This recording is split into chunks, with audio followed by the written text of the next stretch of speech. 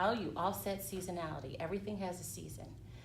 Some may not be as severe, but when it's winter, that's what sweaters were made for, right? But when it's spring, people want a vacation. So, does your concept ebb and flow with that? And if not, how do you prepare for it? For example, one of my businesses is a tutoring business. So August, not thinking about me at the beginning of the month, but sure enough at the end. So, I have to have a strategy. So welcome summer camps. Who loves summer camps? I do. So I had to make sure I had those connections for when school is out to still make this engaging so that I had another way of revenue coming in. I would like to say I thought of that on my own, but welcome to franchising. So the plan for success, you have to be okay that you are going to be the boss. So that doesn't matter if you're an introvert. It doesn't matter if you're an extrovert. Is Bill Gates an extrovert? However, extroverts usually are much more comfortable in presenting, but it doesn't mean that they cannot be the boss. So understand how you tick and what your strengths are, because that's the kind of leader you need to be. If you try to be anyone else, you can't be consistent all day. You win an Emmy for a moment, not for 20 hours in a day. So work on the business and expect to work many roles. You are everything. The janitor, the cleaner, the administrator. You're calling out sick, you're talking to yourself, right? Mm-hmm. So you have to prepare for that.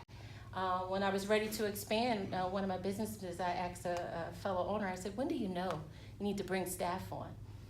And of course I was asking the most successful person, right? Sometimes you hate asking them. But his answer was, okay, you break your leg tomorrow, what happens to your business? I said, okay, I'll go back and hire. Thank you very much.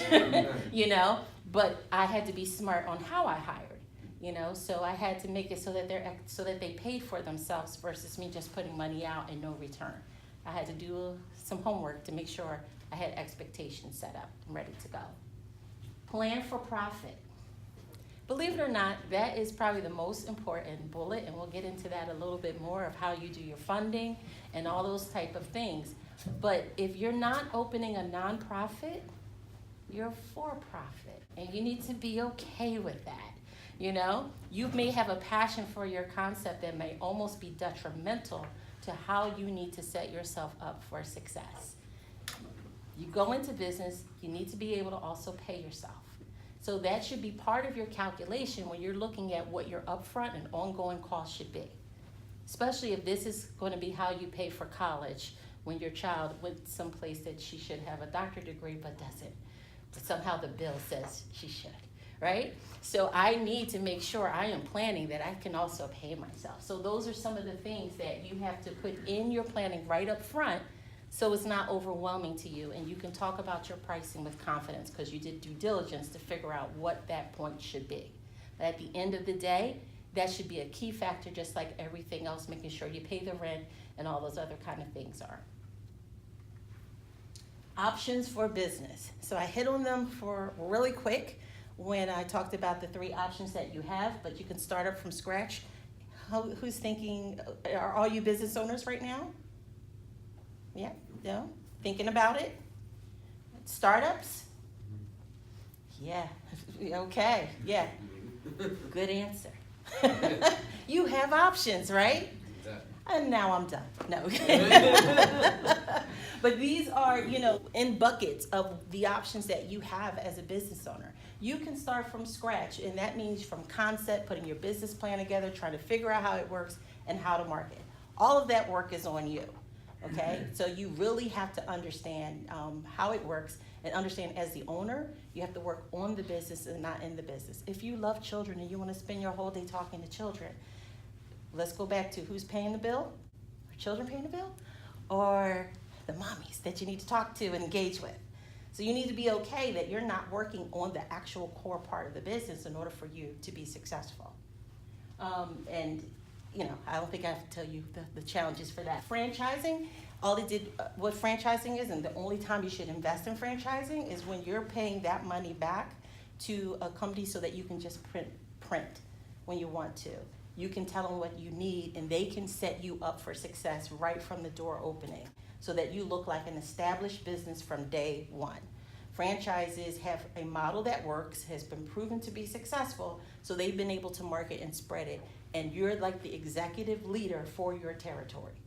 That's the way to summarize a franchise. That's why you would pay someone to have a business. If anything else is answered, run, okay? But the franchise is that they tell you they give you the roadmap, how it can be successful, so that your ramp time is minimized and your impact is faster. They have all the models, they know what works, they know where you should go, and they guide you so that you can run your territory effectively, okay? So, you have to make sure you're invested and ready to be that executive leader for that area. And then purchasing an existing business. Purchase existing business, they have an established clientele. There's kind of that, they're already there, you're just kind of picking up and leaving off. Of course, we always know the other side of that pendulum is you don't know what you're really getting into. And if you have to do some brand management because of the previous role. So you have to be able, all of these scream, you have to roll your sleeves up. All of these scream, you have to make sure you understand what your concept is and how your concept makes money and how engaged that you're going to be able to be right from the start. And then that way you can really just go and run and create this business. Last thing I want to leave with you is be prepared. Hopefully that was the running theme of our time today is be prepared. These are the people that should be able to help you. You need a business plan, especially if you're going to be working and getting funding. You'd be surprised how many options are available to you for funding. If you have a 401, you can invest shares and no loans and open a business. You can do small business loans with local banks. Those are some things. Educate yourself on what all your options are instead of just always having to think that you have to pull out your pocket. In that funding, you should also, remember, include your salary. Accountant, gotta love them. Marketing, have someone and have that set up. An attorney or business or franchise, you need someone making sure that you're covered. If you're hiring staff, what are the requirements to make sure that that's set up? Insurance, there's such a thing as business insurance to cover yourself. If you're virtual, do you have a location? Do you have machinery? All those kind of things. Mentor or business coach, that's what I do. So I would tell you, work smart, not hard. The whole point of a coach is to help you. The most valued player in basketball has a coach. Last time I checked, right? So, use that support, and that support can even be with SCORE, score.org. If you haven't heard of it, look it up and register. You get a free mentor that helps you, and these are experienced. I'm on the committee, so I tell you it's true. Score.org, you can request a mentor. They'll help you, guide you, and help answer those questions. And these are from experts in the field that are either working or retired that are designed to help you. Computer tech, that's for me. A banker, that's her. And networking groups. You have to get out and let people know about your product. Don't think about it as sales, because I don't want to talk to you if it's sales. But if I don't know what you have and I don't know what you offer, how can I help you, or how can I even be engaged with your business model? So a couple of tips on, just setting the foundation of where to start, so that you stay excited and you can validate if you have a solid business plan that you can really elevate to the next level.